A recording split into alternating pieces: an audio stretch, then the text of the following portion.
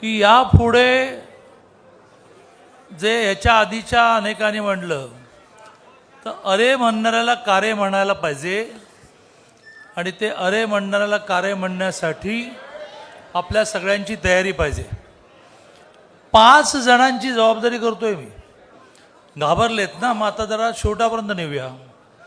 सदाभाऊ खोतांनी सांगली जिल्ह्याच्या बँकेच्या घोटाळ्याची, त्यावेळच्या अध्यक्षांच्या घोटाळ्याची चौकशी करण्याच्या मागे लागायचं.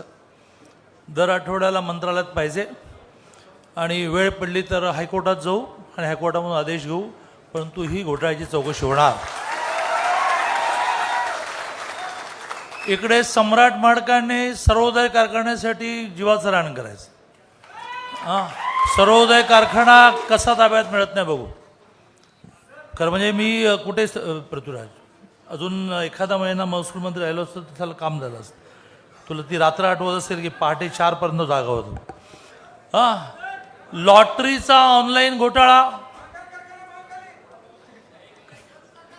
लॉटरीचा ऑनलाईन घोटाळा याची जबाबदारी सत्यजित देशमुखांना मिळाली. सगळं खणायचं.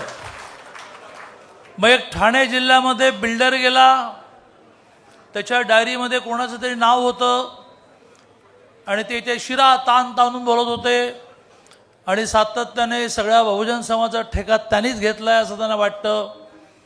ज्याचं नाव होतं, डायरी आहे, मला माहिती आहे कुठे येते, काय गोटा खेळतो काय, त्यामुळे त्याचं काम मीच घेतो माझ्या अंगावर. एक आणखीन नेता मला जयंतराव म्हणाले, खरं म्हणजे ही सभा होऊ नये असं मला वाटत होतं, पण काय करणार, माझ्या या XYZ नेत्याने भरीस घातलं आणि सगळ्यांना इथे आणलं. एक नका वाढवू. मग हा जो भरीस घालणारा नेता आहे तो वाशीच्या कृषी उत्पन्न बाजार समितीच्या घोटाळ्यात आहे. त्याचं कोणाचं तरी एकाचं काम करू. अध्यक्ष महोदय, कोणाला ते नाव द्या मला, त्याची जबाबदारी करू.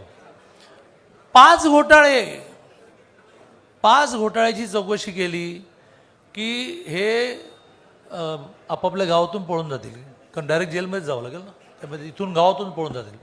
नाही हा इशारा द्यायला या ठिकाणी मी उभा आहे, हलक्यात घेऊ नका आम्हाला. 10%च बोललो आहे. तुम्ही मारे भाषण करता की जयंतरावना भाजपत आणण्यासाठी दडपण आणताय. कोण जयंतराव, कोणाला भेटतात, किती वेळा भेटतात? सम्राट माडिक, गोपीचंद पडळकरांनी बरोबर सांगितलं, राजकारण आहे, आले तर मागे बसायला लागेल, येणार नाही.